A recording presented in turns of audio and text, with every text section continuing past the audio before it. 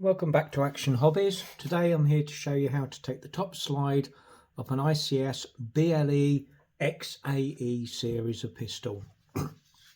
First thing you do, remove the magazine, pushing the magazine button.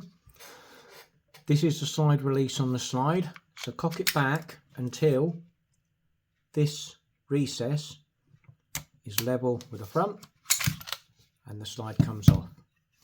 For basic maintenance, you want to put some grease, silicone grease, along these runners here and here. Maybe a little bit of oil onto the nozzle assembly.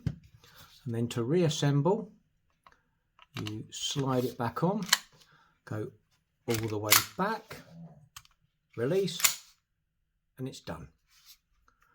Now to take this a stage further with the slide off, if you need to take it completely apart for maintenance, there is a screw at the rear that you remove.